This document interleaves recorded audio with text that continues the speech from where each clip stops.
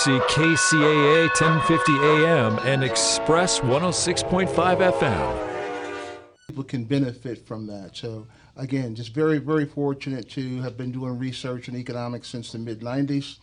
On my TED Talk, I call myself a nerd with swag. I love research. That you do have the swag.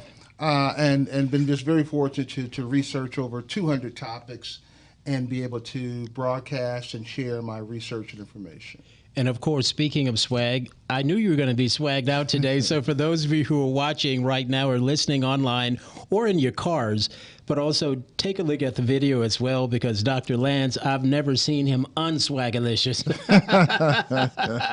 Where did you get that sense of style from? Well, I actually grew up in the church. You know, I grew up under Cleophas Robinson, one of the forthright pioneers in gospel music. And so, as you know, you grew up in church, it's all about dressing, and I was also a church musician. And so that's where I started. I mean, oh, really? What do you play? Play bass guitar. Guitar. Yeah. Everything in life is rhythm.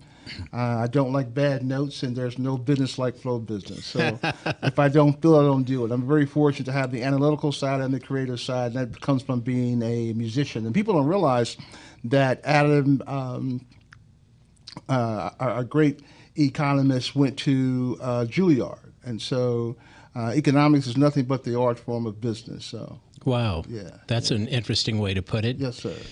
Right now, what is your assessment of the economy? Oh, great question, because right now there is an enormous amount of things that are happening with our financial infrastructure.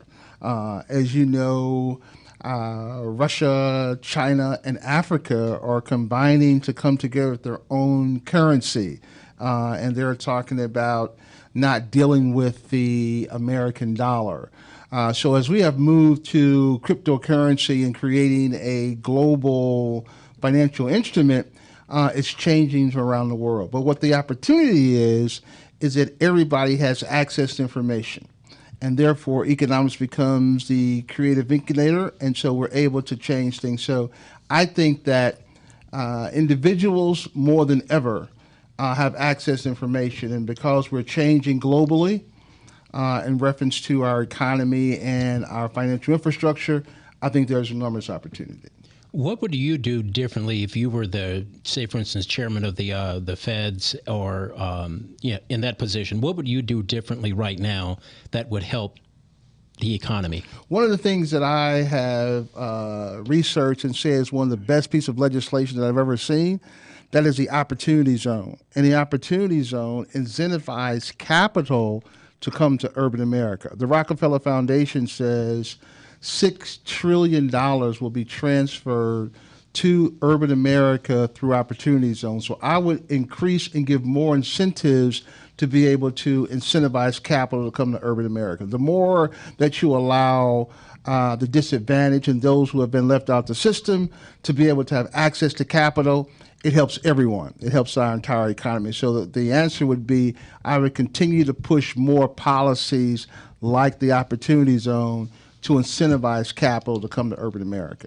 And Dr. Lance, right now, one of the things that's bothering people for the most part is things that can direct them, that can affect them directly, like today when I went to the pump. Yes, sir. Yes, sir. Why is gas still expensive when there's no at least known issues that should cause that? Yeah, well, as you know, California and other states are trying to give incentives for electric cars, and Tesla has done real well. But at the end of the day, we're still dependent on foreign oil. I'll go way back to high school. Our topic then was to reduce our dependency on foreign oil.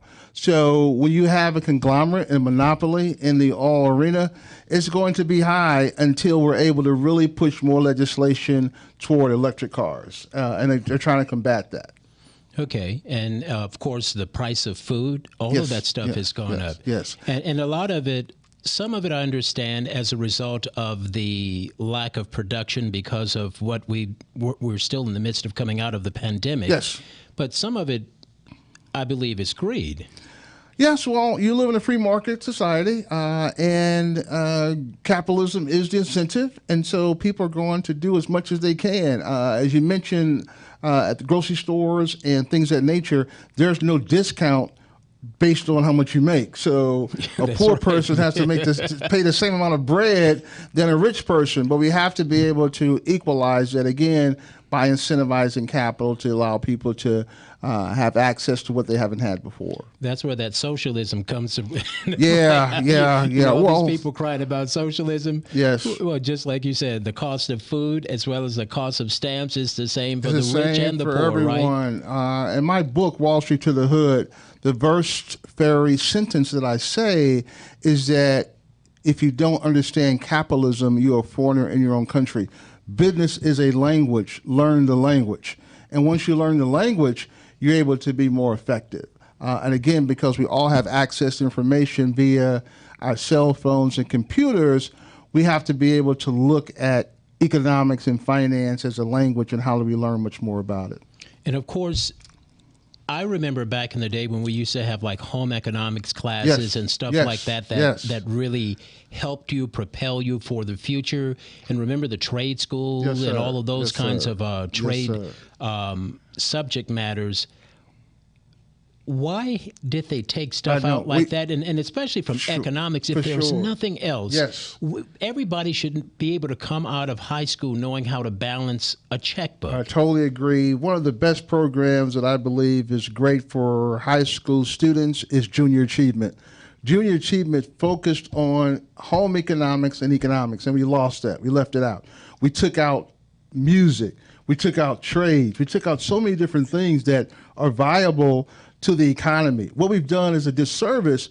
We've told children they don't go to college, therefore they're not worthy, whereas the exact opposite. You can get so much training on opportunities that you never had before.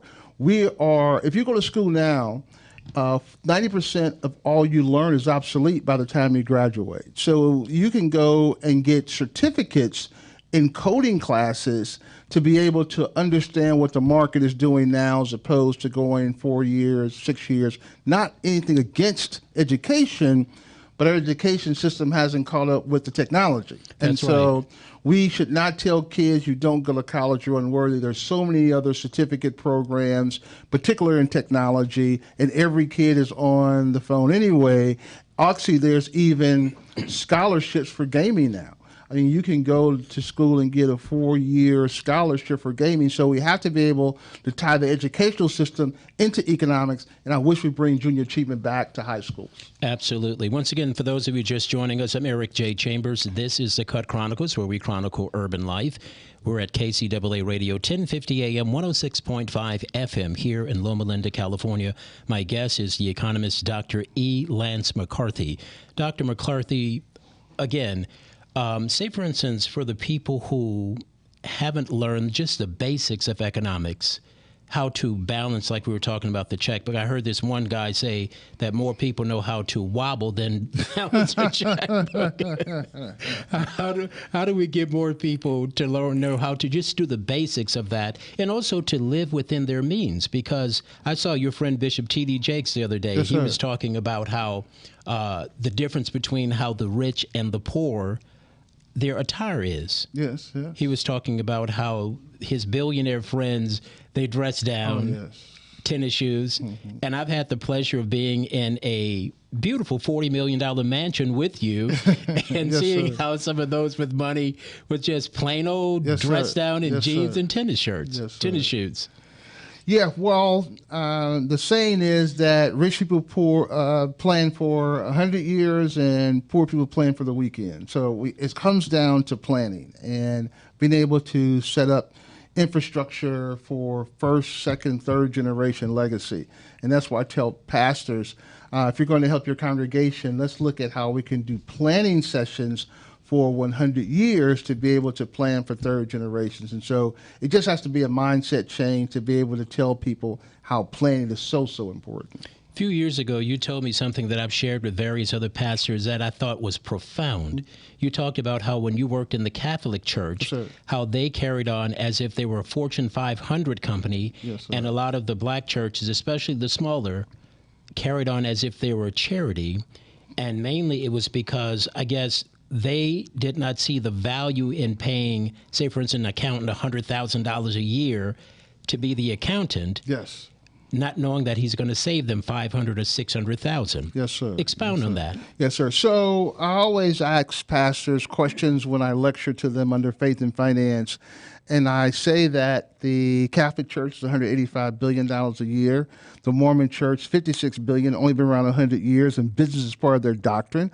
The Jewish community is 2% of the population, but runs billions. My question is, do we serve a different God? And so we have to incorporate business into the church. The church is the only business stays open one day a week and stays in business. That's a great observation there. We have 65,000 black churches, 25 million members, depositing $250 million every Monday morning in someone else's bank. The black church is the vehicle to be able to change urban America. At $1.7 trillion we do collectively, the black church is responsible for half of that, which means we're responsible for almost $800 billion. How do we get our ROI? By creating business plans for the church, by doing an assessment of the members, by looking at what's happening with the talent and be able to leverage that into business. We can't keep sacrificing pigs and chickens and rummage sales in order to run capital for our churches. How do you create that mindset? Because you have a lot of people who are stuck in their ways. Yes. They know better, but they don't have the discipline to do better. Yes. Yes. How do you do that? It has to be training. You have to have a pastorpreneur who is open to business. He doesn't have to know everything, or she doesn't have to know everything, but you have to have a business side. Setting up a private, separate CDC, a community development corporation, and focusing on business. I tell churches you need to do a 5-mile assessment of everything that's in your neighborhood, from businesses to home ownership, and find out how you're able to leverage that into parishioners and to business. Well, hopefully some will. Yes. Whoever will be listening to this, they'll get a chance to understand that that's one of the I guess ways in which you're able to go from constantly struggling to being in the black. Because let's face it, we've seen so many churches that have, I'm talking about individual churches, yes, sir. that are 5 years old and they're in a big edifice. And then you got some other churches that's been there for 50 years and they're still struggling. Why is that? Well, we focus just on tithes and offering, and I believe you need to focus on business as well. A nonprofit can own a for-profit business. When I consulted the Catholic Church, the first thing I realized, they hated war, but they had stock in every defense company. Wow. So you didn't have to worry about asking for donations because the revenue was generated from the stock that they had. So again, we have to understand that the church is a conglomerate of talents, and we have to ask what those talents are on the pews. Wow. Okay. Well, what we're going to do right now is take a station break, and when we come back, we're going to kind of segue into the nonprofit business, because that's one of the areas that you have a lot of expertise in as well. So if you have a nonprofit organization or you are considering one, just like myself, Dr. E. Lance McCarthy is going to have some information. Also, if you would like to give us a call and you want to ask Dr. Lance a question, you're open to answering a couple of questions? Yes, sir. Very open. Okay, that number here at the studio is 909-792-5222. 709-792-5222. 909-792-5222. But first, I'm Eric J. Chambers, and this is the Cut Chronicles on KCAA Radio, 1050 AM, 106.5 FM, an NBC affiliate. Back in a moment.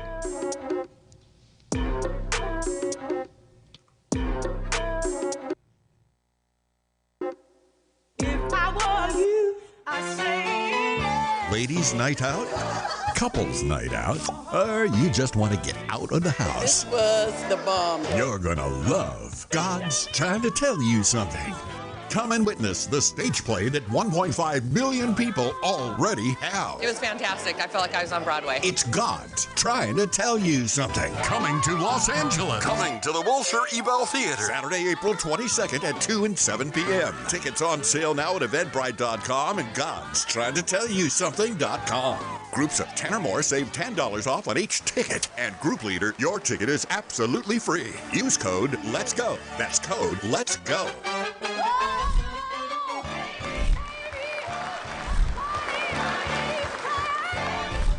It's a night of theater you'll never forget. It's God's Trying to Tell You Something. 2 shows, April 22nd.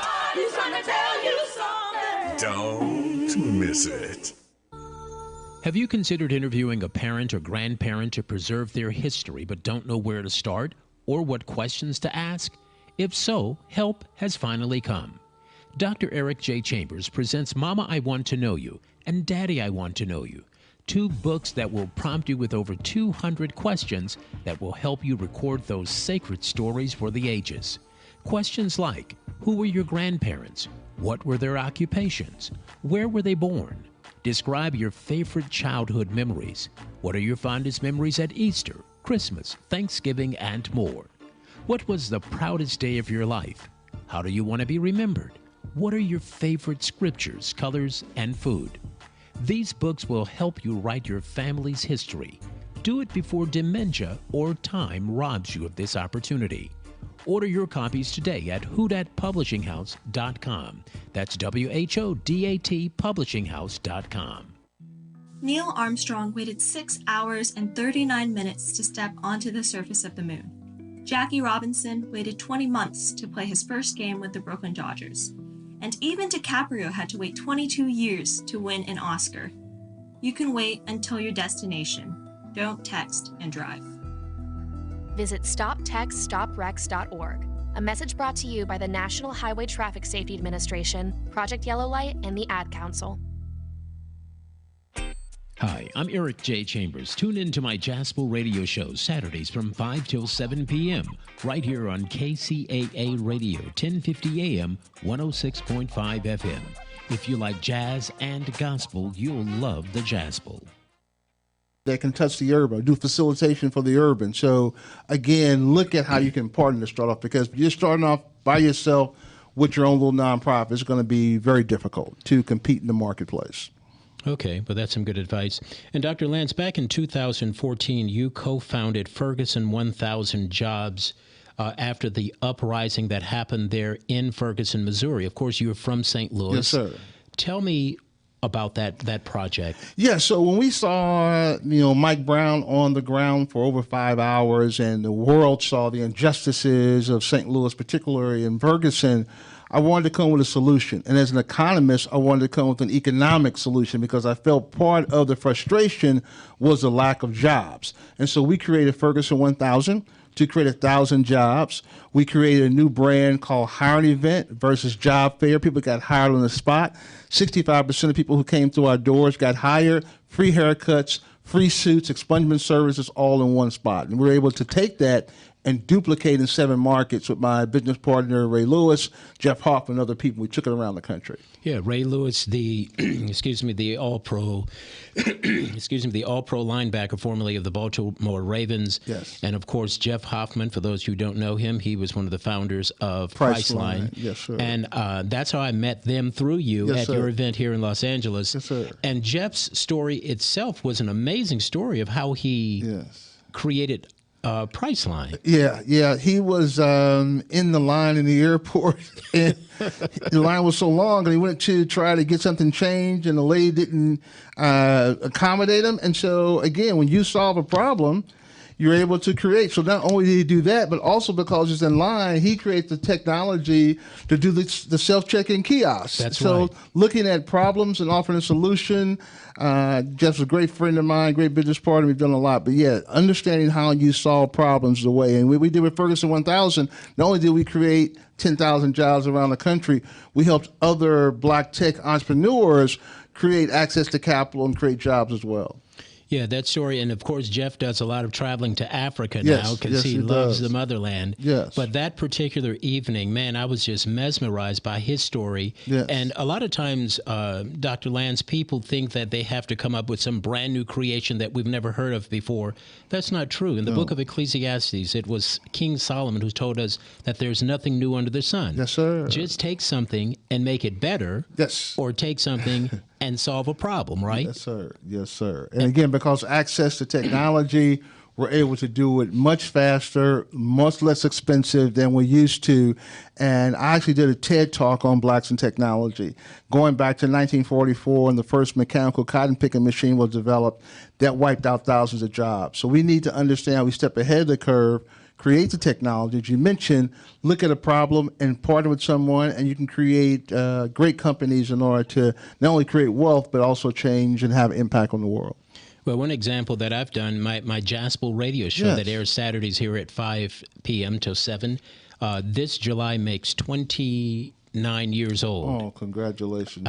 Thank you. I debuted it on Smooth Jazz 98.1 in San Diego, July 10th, 1994.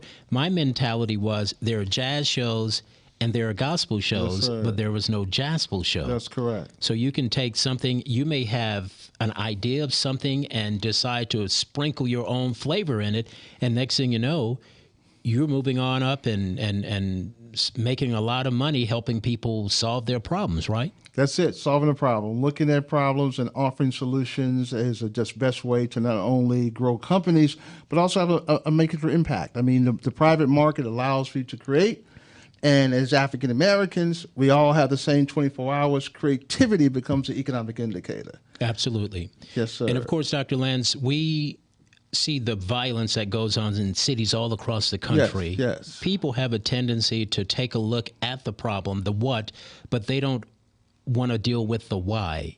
And as you did with your Ferguson 1,000 jobs in other cities as well. Yes.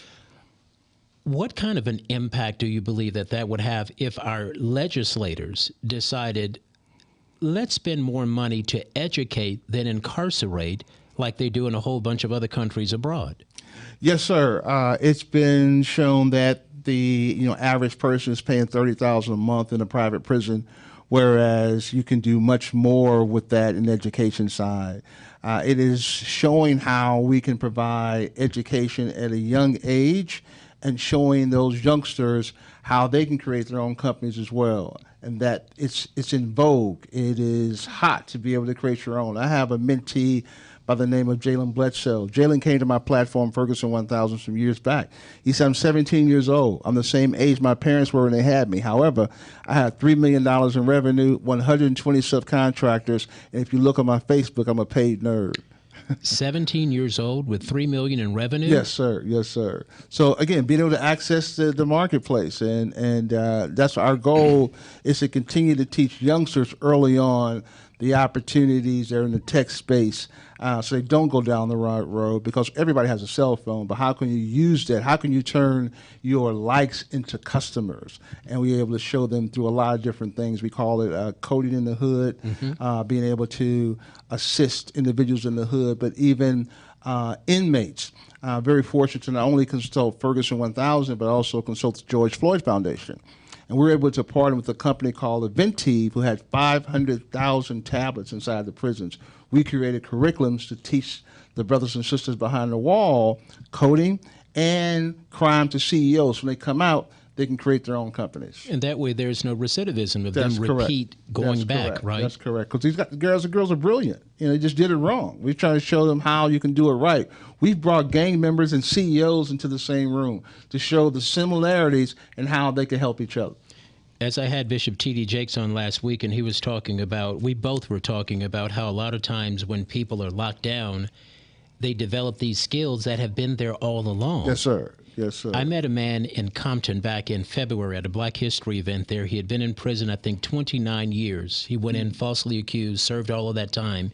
And he said when he went to prison, he couldn't draw a stick man. But since he's come out, he's got some of the most exquisite art you've ever seen. Awesome. And that is an example to me, Dr. Lance, that deep within us, there's the sky's not even the limit. It's too low. Yes, sir. Because we can do what it is that we want to do, but we have to figure out a way to invest in the visions that we have within us, and also also with difference with parents. I think it's of utmost importance that parents, once they identify a gift that their child has, to cultivate that. I'm blessed that, I got a picture of me when I was 11 years old pretending then what I do now. Oh, that's awesome. I used to interview the cats and the dogs, and if they weren't available, the tree leaves were. That's awesome. That's awesome. But I still practice my diction daily, including driving here today after dropping my daughter off at USC and driving all the way out here for 2 hours. I'm still practicing my diction. Awesome. For the parents, those who are listening, I highly recommend that once you see that your child has developed a specific liking to something that's positive, that you continue to encourage them, right? Yes, very much so. Again, there's so much access information now that kids have that we didn't have, and be able to nurture that from the parents. I tell parents what you want to do is make sure that, one, your children definitely know about technology, because that's the way of the world. Second, learn a foreign language, because even if you're in California, you're still a global citizen, and you can end up not only being more successful, but talking to clients and potential clients all around the world. And of course, having some kind of spiritual base. I think that we have lost a generation by not having the church connecting to the youth. Because if you don't, then you're going everywhere. The high amount of suicides, all these different things. So church, foreign language, and technology is my recommendation to all parents I talk to.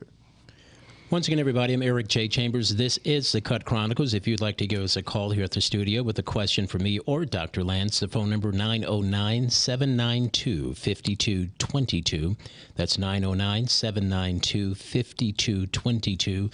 Again, Dr. Lance is an economist, and he is a well-connected man. I've never seen anyone as connected as you are, from the White House to the outhouse. You know somebody somewhere. Just been very blessed. Again, growing up in the church, my pastor was that guy. He traveled around the world. We played everywhere from Switzerland and the White House, etc. And I just saw him navigate and be able to connect and bring people together. I think that's part of my music background. I love bringing wide variety of people together. As you know, I do a lot of events in Beverly Hills and Bel Air for charities, and I make sure I bring a diverse crowd together to be able to show. And we always start with prayer, always. And I always know if Dr. Lance's name is on it, it is going to be an exquisite event. Thank you, sir. Yes, I love doing events. My mother used to do events. My family does it. We just love bringing people together. Dr. Lance, when it comes to networking, yes, for the person who may be a little bit shy and they're afraid to approach people, that's not the way I am, because, like I said, when I, go to your events, I'm out there like a politician, just shaking hands and kissing babies. But for that person who does not have that savviness when it comes to networking, what kind of advice would you give them? People love compliments. So all you have to do is find something that you can compliment the person on that will stop them in their tracks, and then you begin to talk. All you have to do is ask them 2 questions. What do you do? And they will give you all kind of information. And then second, how can I possibly help you make it better? As opposed to trying to sell them something, see how you can help the person. Approach them with a compliment, ask them what they do, and how can I help you make it better? That's awesome. And I've seen, like I said, I've seen you work the crowd, and everybody, when Dr. Lance walks in, he is the man. Just bless. And I admire that about you, that so many people gravitate toward you. And also, you are a master networker yourself by you creating networks so that other people can connect. Why is that important for you? I love allowing people to maximize their productivity. As an economist, I believe we would have less hate if people love themselves more and be able to make productive. So I believe creating environments where you're able to let people network and meet. I mean, growing up looking at The Godfather, every Godfather movie opened up with a party at the house, and they're in the back room doing a deal. I said, I want to create events where they're high-end, they're exquisite, and people can come and feel comfortable to share what they do and be able to walk out with business. That's awesome. And then how do you have this tendency to just connect with some of the upper echelon in Beverly Hills? I guess you go from one event and you just work your net then. Yes, sir. Well, at the end of the day, again, we live in a capitalist society, and people are always looking at how they can do better. So even if you be a billionaire, you still have some needs and wants that you want to do. And again, I'm a very, very good listener. I listen very close. Matter of fact, I'm trained to hear what you're thinking. And so I can listen to you, see what your needs are, and be able to do it. And it was my prayer to God that I wanted to be able to meet 10 billionaires, and I have 7 in my phone. Because, no disrespect, But if you want to be rich, for every poor friend you got, get 2 rich friends. The math is different. The conversation is different. Go to the golf courses. Go to the polo matches. Go to the Derby. We just in Derby this past weekend, made tons of contacts. And nothing's wrong with still being in the hood. That's why my book is called Wall Street to the Hood. You got to vary your network and be able to go, and especially here in Los Angeles, we have 100 consulates, which means we are a true international city, which means we represent 100 countries around the globe. Go out of your comfort zone, meet people from different persuasions, different ethnic backgrounds, and you'll see you have more in common than you have separate. Absolutely, and I think you hit it right on the head by going outside of your comfort zone. Yes. I do it all the time, and I have no problem doing it. I have no problem being the only black person in the room. Yes, sir. And as a result, I've been able to meet some really key people. And again, I publicly thank you for inviting me to so many. I don't get a chance to get to all of them. Yes, sir. But you keep the text coming and inviting me. Yes, sir. But I've gotten a chance, because a lot of people would be very, very protective of their millionaires and billionaire friends. Mm-hmm. And you're like, no, come on over here and get some of this. Well, I tell my friends who are athletes, I say your business model is to beat somebody to win. Me as an artist, musician, my win is harmony. So I create harmony. And I believe that you bring people together and it'll benefit everyone. It's just my philosophy. Absolutely. Once again, everybody, Eric J. Chambers, The Cut Chronicles, on a Monday evening here in Southern California. Right now, it is 6:38, I believe, and so 6:37, I should say. And we're going to take one more break. When we come back, I want to put more emphasis on your book, Wall Street to the Hood. You know, I want to know what kind of information that you have there that could help people make not only their lives better, but their businesses better. Yes, sir. Back after these words.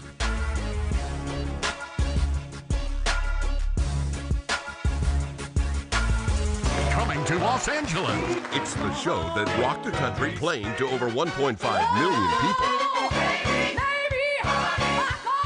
It's God's Trying to Tell You Something. Coming to the Wilshire Ebell Theater for one day only. Saturday, April 22nd at 2 and 7 p.m. See what everyone is talking about and feel the power of God. So this was the bomb. I loved it. It was really, really good. Amazing singing. And the performers were fantastic. A little crying. There was a lot of laughter. My kids was like, Mom, what's wrong? Because I started to cry. And I said, these are just tears of joy. It met and exceeded the expectations. It was very well presented, and everybody did great. It was fantastic. I felt like I was on Broadway. Tickets on sale now at Eventbrite.com and God's Trying to Tell You Something.com. It's the theatrical masterpiece you've got to see. It's God's Trying to Tell You Something. Oh, yeah, I really, really enjoyed it. So blessed to be here. Don't miss it. Have you considered interviewing a parent or grandparent to preserve their history but don't know where to start or what questions to ask? If so, help has finally come. Dr. Eric J. Chambers presents Mama, I Want to Know You and Daddy, I Want to Know You, 2 books that will prompt you with over 200 questions that will help you record those sacred stories for the ages. Questions like, who were your grandparents? What were their occupations? Where were they born? Describe your favorite childhood memories. What are your fondest memories at Easter, Christmas, Thanksgiving, and more? What was the proudest day of your life? How do you want to be remembered? What are your favorite scriptures, colors, and food? These books will help you write your family's history. Do it before dementia or time robs you of this opportunity. Order your copies today at whodatpublishinghouse.com. That's WHODAT publishinghouse.com. You know, I grew up hearing that women are bad with money. But like many of you, I spent years paying bills, managing checking accounts, and taking care of my family. So turns out women are pretty good with money after all. And now I'm taking control of my financial future by saving for retirement. It's never too late to start, and there's a great website to help you. Check out WeSaySaveIt.org and jumpstart your retirement savings on your budget and your timeline. That's WeSaySaveIt.org. Brought to you by AARP and the Ad Council. Hi, I'm Eric J. Chambers. Tune in to my Jaspel radio show Saturdays from 5 till 7 p.m. right here on KCAA Radio, 1050 AM, 106.5 FM. If you like jazz and gospel, you'll love the Jaspel.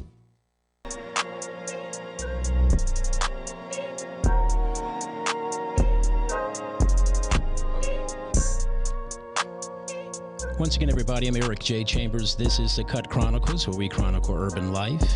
KCAA 1050 AM, 106.5 FM. My guest this afternoon is Dr. E. Lance McCarthy. He's an amazing economist, faith-based, investment advisor, an author, and so much more. Before we get to your book, the title of an investment advisor, tell us what that is. And this is another question that I have. Yes. Where do rich people put their money? Good question. So an investment advisor assists people in raising capital. I work with quite a bit of investment firms, and so clients come to me looking at how they can raise capital. I help put their packages together, put together a brand, and then help them go to the marketplace. Very excited to announce there is a tour that is about to start after my book called Wall Street to the Hood Tour. We're going to go to 10 cities around the country, bringing $1 billion to urban America. And it has been my quest, throughout my research to be able to, again, to provide access to urban America, and I'm very excited about that. Speaking of the book, again, Wall Street to the Hood, tell us about the book and why was it important for you to not only write it, but to get it out into the public? Great question. Back in the early 2000s, I went to the Milken Institute conference, and Mike Milken, was a big Wall Street guy. And when he came home from prison, he created the Milken Institute. He said two things, Eric. One, that if we lose all our manufacturing in this country, we will always sell our number one export, which is content. And we as African Americans do the content creation. And two, he got death threats for teaching Reginald Lewis about Wall Street. So from there, I wanted to create a book that teaches every sector of our economy and the African American community how you get access to money, how you build development partnerships, and how you look at every sector of our economy and move forward. That's motivated me to do that. That's amazing that he got death threats for teaching another man. Yes. Reginald Lewis, the first black who did a $1 billion deal with Beatrice. And so I said, we got to get this information out. And so I profile every sector of the economy. So whoever you are, when you read my book, you can get a blueprint. So I have finance, technology, sports and entertainment, the church, technology, youth, politics, nonprofit, art, and then the new economy. And you don't get in life what you deserve. You get what you negotiate based on understanding your value. And what do you hope that the people get out of the book? I hope that they can understand that we all have our own businesses. Your household is a business. How can you access ideas and capital in order to even grow your businesses, and just teach them the business language? Again, it's a language, and a lot of times we're emotional, and business is not emotional. It is understanding the language. And so we have not had a national policy as African Americans since the civil rights in 1964. Since 1964, we spent $22 trillion on poverty. Ronald Reagan said the war on poverty won. So I want to create a national policy on economics for our people so we can move to the next space, move from civil rights to silver rights and understanding economics. Awesome. And of course, recently there was a colossal failure of a bank in the Silicon Valley. And I understand that you've done some work with banks there. What was your thought when you heard about that? Because a lot of times we look at banks and say, "Wow, they're too big to fail." Yes. But it happens. Yes. Well, the Silicon Valley Bank, they were heavily dependent on startups and tech. You got to have a balanced portfolio. And so taking that risk capital and having so many risky clients in the bank, it tumbled because, the FDIC only insures you for $250,000. So when they were doing calls on people who had reneged on their notes, they couldn't pay it all at once, and so they tumbled because they only focused on startups. You got to have a balance of startup companies, mid-tier, and mature companies in any portfolio in order to survive. Dr. Lance, you're so knowledgeable in this stuff. Coming from St. Louis, what was your background? Did you come up with a mother, father who was into economics as well, or is this something that jumped into you like the Holy Ghost? Both.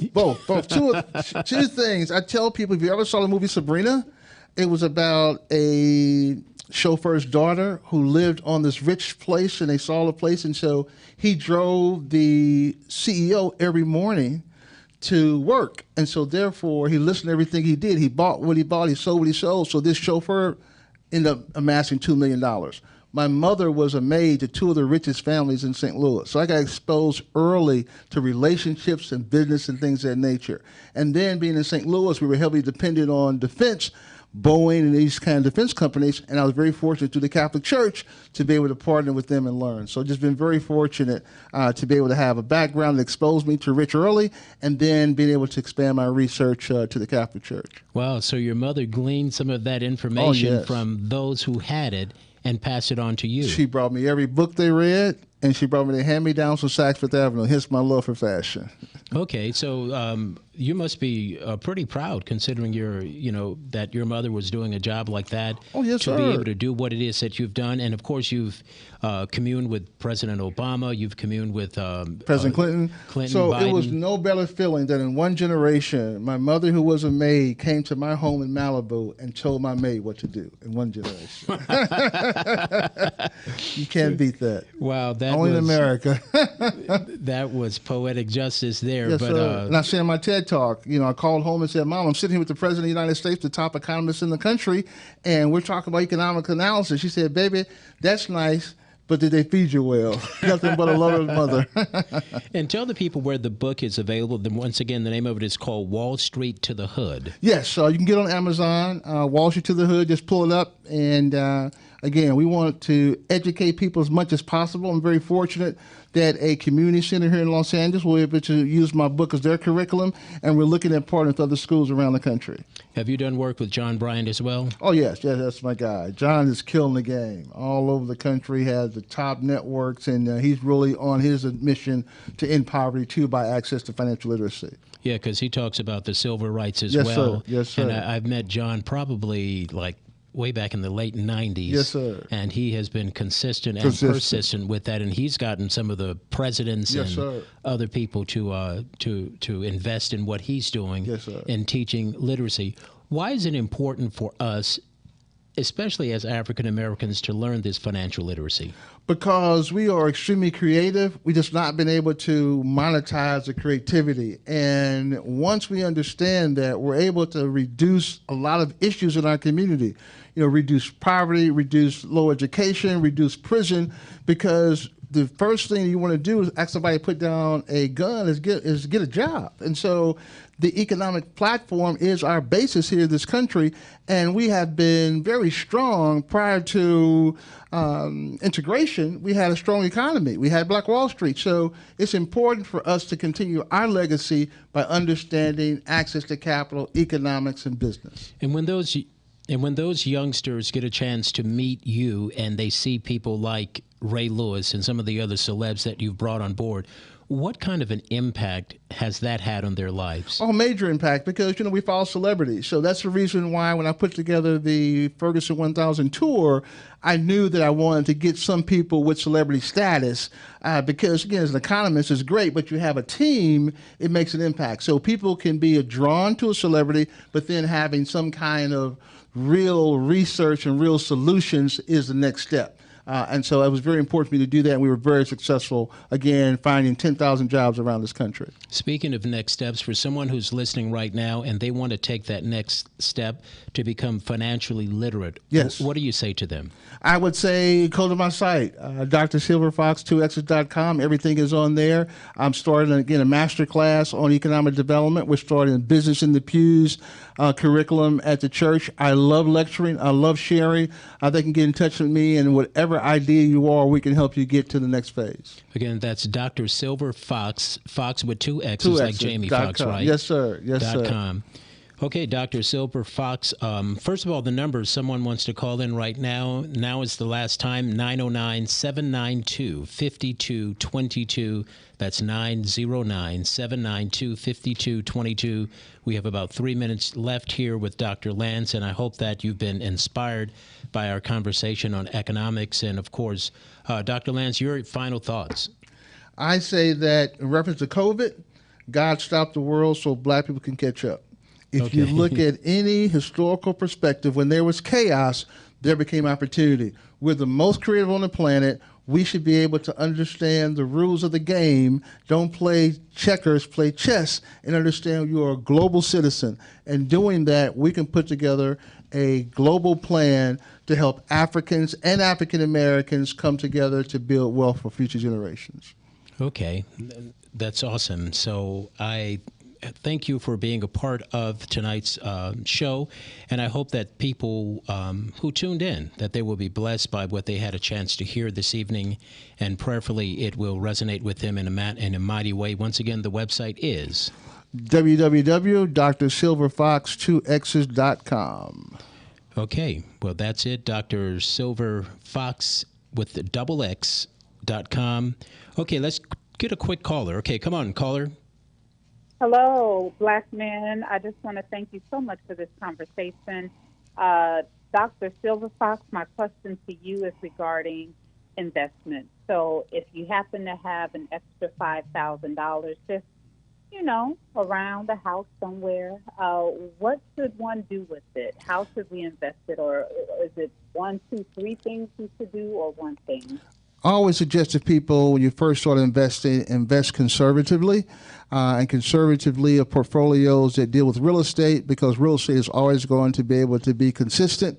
And once you start doing that and get a return, then you move to your blue chips, your major corporations, your major companies, and then lastly, you move to the startups where there's opportunity for extensive growth. Okay, thank you, caller. You so much. What's your name, caller? Oh, my name is LaCora. Hello, beautiful people. Hey.